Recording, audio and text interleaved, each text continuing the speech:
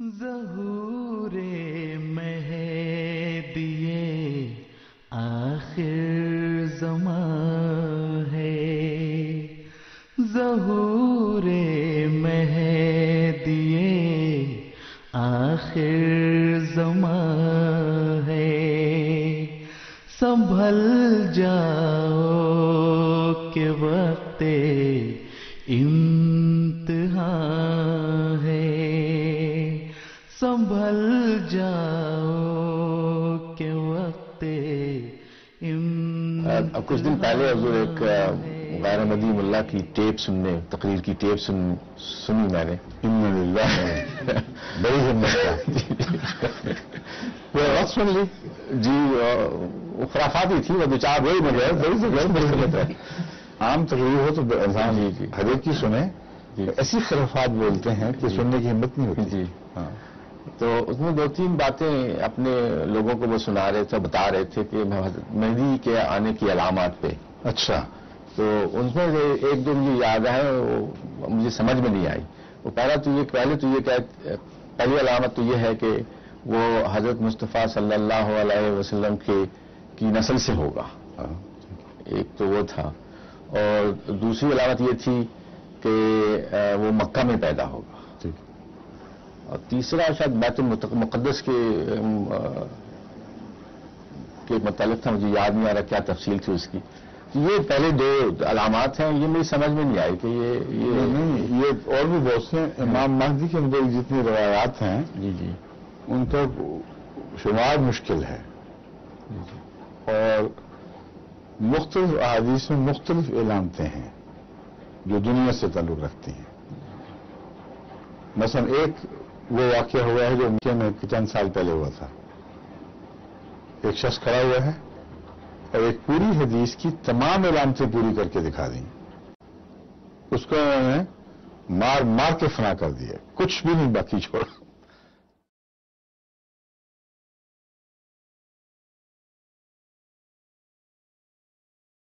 It so happened that the 20th of November 1979 corresponded to the 1st of Muharram 1400 after the Hijrah, the dawn of a new century, the beginning of a new era. When the Fajr prayer began, the people lined up to pray to Allah subhanahu wa ta'ala in the beautiful air, in the sweet scent surrounding the Kaaba. And as the Imam finished the prayer and said the salam, signaling the new day, the dawn of a new century, suddenly a group of men pulled out their guns and other weapons, took control of the microphone, and began announcing that the promised Mahdi was in their midst, and that he had come finally to end this world of the deceit, of the evil, of the corruption that was rampant in their times, and that he would fill the earth with justice, just as it had been filled before with injustice.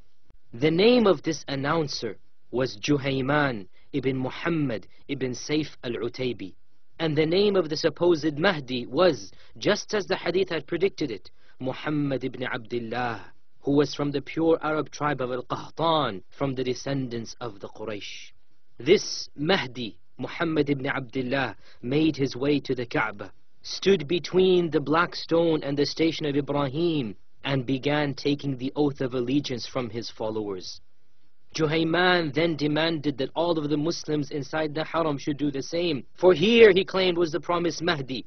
Here, he said, is the Mahdi who is fulfilling the signs mentioned in the hadith. His name is the name of the Prophet sallallahu alaihi wasallam. The name of his father is the name of the Prophet's father, Muhammad ibn Abdullah. This is the Mahdi coming from Medina, the Mahdi that was supposed to seek refuge in the Haram in Mecca. And of the signs was that the oath of allegiance will be given to him in front of the Kaaba, between the stone and the station of Ibrahim. All of these signs were clear and apparent. Here was the Mahdi. Why not give bay'ah to him?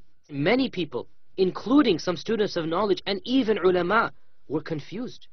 Could it be possible that this person might actually be the Mahdi? After all, some of the signs had really and truly been met. A person had sought refuge in the Haram, that was one sign. His name was Muhammad, another sign. The son of Abdullah, yet another sign. He was from the Quraysh, another sign. Allegiance was indeed given to him between the black stone and the station of Ibrahim, as the Athar and the Hadith predicted. Lajnat al-Da'ima of Saudi Arabia, the highest council of senior scholars, issued a fatwa, a religious verdict, stating that these people were renegades and that it was permissible to launch an offensive attack against these rebels in order that based upon this fatwa, commandos armed with plans devised by military experts and strategic analysts stormed the Kaaba, equipped with tanks, hundreds of military personnel, and other assault weapons. In the shade of the first house ever built on earth for the worship of Allah, the house of Allah built by the Prophet Ibrahim, an armed combat ensued. Both sides exchanged fire. The sacred mosque became a war zone.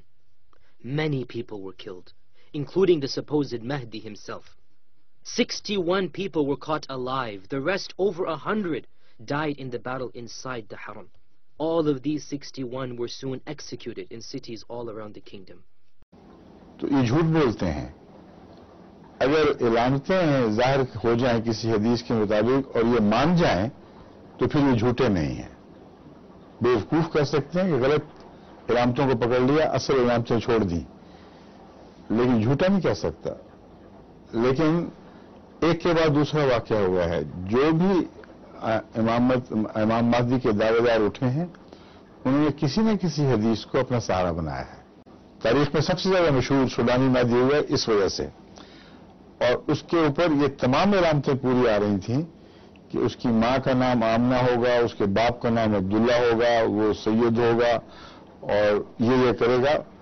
پوری علامتیں اس پر صادق آئیں. اس کی وجہ سے کچھ لوگوں نے مان لیا, اور چونکہ اللہ تعالیٰ نے اس کو غلط ثابت کرنا تھا, اس لیے چونکہ اس نے یہ بھی سنا ہوا تھا کہ مہدی کے ہاتھ پر بھی فتوحات ہوں گی اور تلوار لے کے نکلے گا, اس نے عام جہاد کا اعلان کیا, بعض جگہ فتوحات حاصل کی. اس کے بعد جب عربی فوج سے ٹکر ہوئی ہے تو اس کو کچھ بھی باقی نہیں رہا. اس کے انجام نے بتا دیا کہ وہ مہدی تھا ہی نہیں, اور باقی عالم اسلام نے قبول نہیں کیا.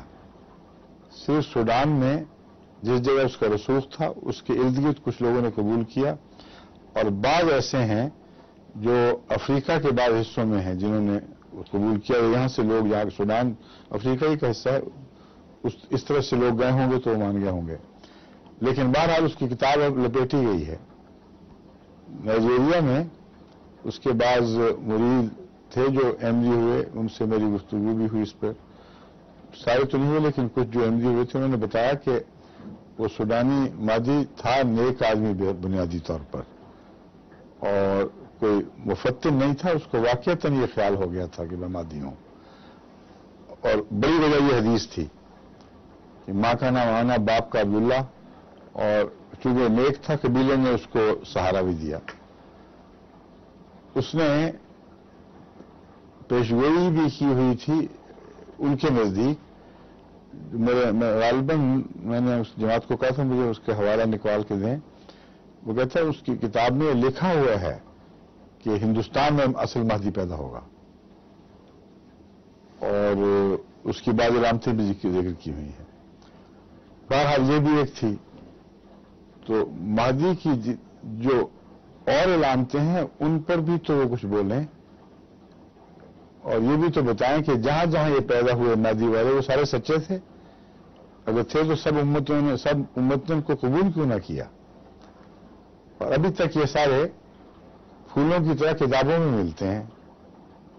کوئی فعال جماعت ان کی جو انقلاب انگیز ہو, اس نے کچھ بھی دنیا میں کر کے نہیں دکھایا. کچھ دیر چلے ہیں یا وہ مٹ گئے, یا معمولی مرید ساتھ رہ گئے ہیں جن کا کچھ بھی اثر رسوخ دنیا میں نہیں. اسلامی دنیا میں بھی کوئی انقلاب نہیں برپا کر سکے. باہر ان کا دنیا کو فتح کرنا تو بالکل بڑی دستخیاس ہے. یہ ان کی تاریخ ہے. ایک حدیث ایسی ہے صرف مہدویت کے متعلق جس پہ انسان کا کوئی بس نہیں, جس کی کوئی مثال نہیں ہے. لیکن اس سے پہلے میں آپ کو یہ بتانا چاہتا ہوں کہ حضرت صلی اللہ علیہ وسلم نے جو فرمایا اہل بیت ہوگا, تو ان کو یہ کیوں نہیں یاد آتا کہ ایک ایسا انسان تھا جو خونی طور پر رسول اللہ علیہ وسلم کا اہل بیت نہیں تھا, مگر وہ ایک ہی تھا جس کو اہل بیت آپ نے قرار دیا ہے, باوجود رشتہ نہ ہونے کے، وہ سلمان فارسی تھا۔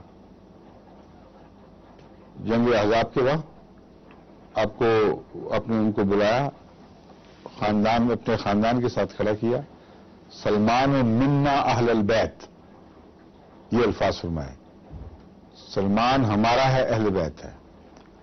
اور اس کو کیوں چنا گیا آخر؟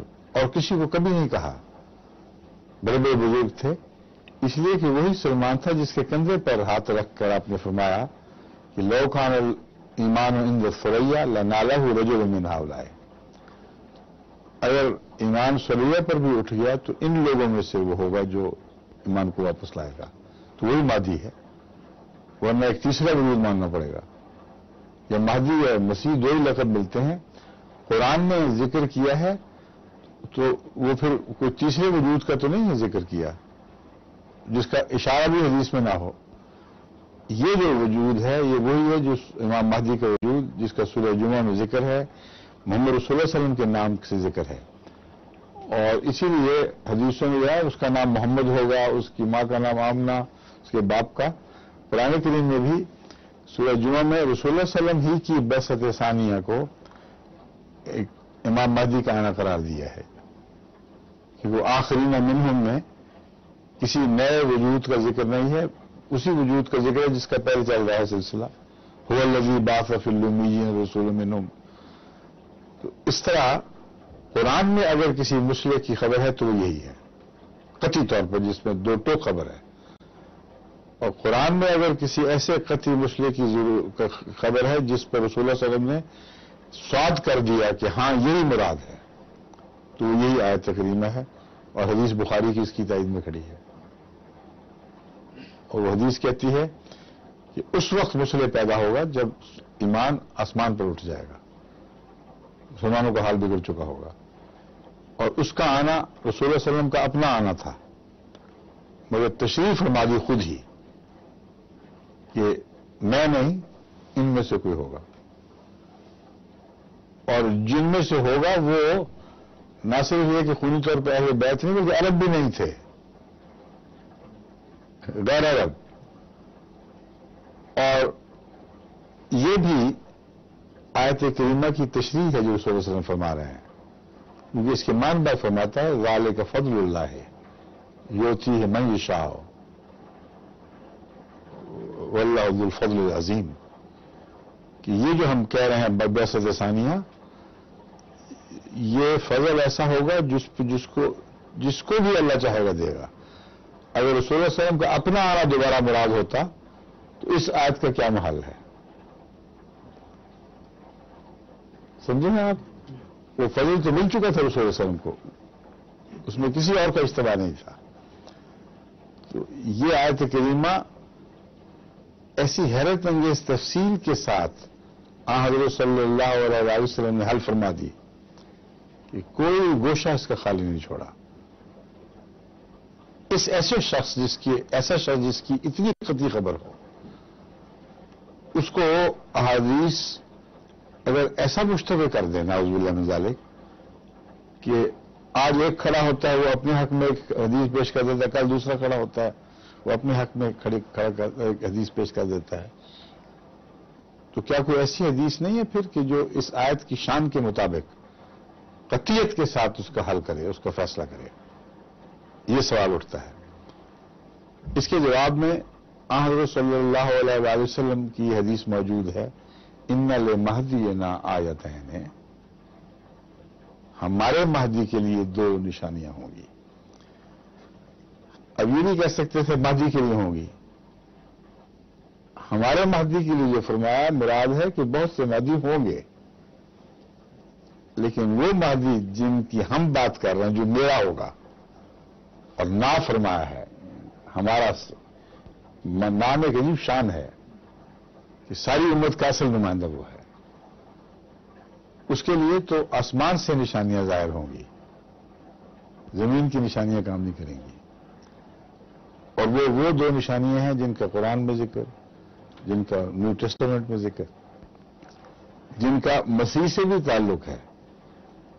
تو یہ مضمون صاف کھول رہا ہے کہ مسیح اور مہدی دو الگ وجود نہیں ہیں، مسیح نے اپنی آمد ثانی کے متعلق جو نشانیاں پیش کی تھیں آسمان پر سورج کے تاریک ہونے اور چاند کے اندھیرے ہو جانے کے متعلق، وہی الفاظ قرآن کریم نے استعمال فرمائے آخری زمانے کے انقلابات سے پہلے نشان کے طور پر۔ قرآن کریم فرماتا ہے کہ جب سورج تاریک ہو جائے گا اور وہ جمعہ شمس والقمر، یہ بھی حدیث اصل آیت پر کی سناتے ہیں آپ کو۔ شمس اور قمر، پہلے ایک کو کہا کہ وہ گرہن لگ جائے گا، دوسرے کے متعلق فرمایا وہ بھی اس کے ساتھ جمع ہو جائے گا۔ اب صاف ظاہر ہے کہ اس کو بھی گرہن لگے گا، اور جمع ہونے کا مطلب یہ ہے کہ وہ ایک مہینے کسی ایک خاص مدت میں اکٹھے ہوں گے۔ بس یہ حدیث بھی مبنی بر قرآن ہے، اس حدیث کی طرح جو بخاری کی حدیث تھی، اس لیے یہ بحث اب اس پہ نہیں اٹھ سکتی کہ اس کے راوی کمزور ہیں کہ طاقتور ہیں۔ بات قطعی ہے، پیشگوئی ایک ایسی عظیم الشان ہے کہ جھوٹا بنا ہی نہیں سکتا، اور قرآنی آیت کے مطابق ہے، بالکل اس کی تطبیق کر رہے ہے اس کے اوپر۔ تو جس کو قرآنی تطبیق حاصل ہو، جس کا مزاج ایسا ہو کہ جو مزاج آسمانی ہے، اور نوعیت ایسی ہو کہ باریک حد تک وہ مطابقت رکھتی ہو، جمعہ شمس والقمر میں جو اشارے ہیں وہ بہت ہی حیرت انگیز ہیں۔ ایک تو یہ کہ ان کا اکٹھا کسی صورت میں ہونا، رسول اللہ صلی اللہ علیہ وسلم۔ جی بالکل، یہ سورہ القیامہ کی ابتدائی آیات میں سے ہے۔ اعوذ باللہ من الشیطان الرجیم۔ یسأل ایان یوم القیامہ فاذا برق البصر وخسف القمر وجمع الشمس والقمر۔ خسف القمر ہے، سورج نہیں، خسف القمر۔ جی چاند نے پہلے گرہن لگنا تھا، یہ بھی ایک حکمت کی بات ہے۔ جی اور کیونکہ چاند کی گرہن کی راتیں پہلے آتی ہیں، سورج نے بعد میں لگنا تھا، اس لیے قرآن کریم نے بھی پہلے شمس، حالانکہ بڑی چیز ہے، وہ نہیں فرمایا، بلکہ خسف القمر ہو، قمر کو گرہن لگے گا۔ اور وہ حضرت مسیح نے جو کہا تھا تاریک ہو جائے، روشنی دینا چھوڑ دے گا، اس کا مطلب بتا دیا۔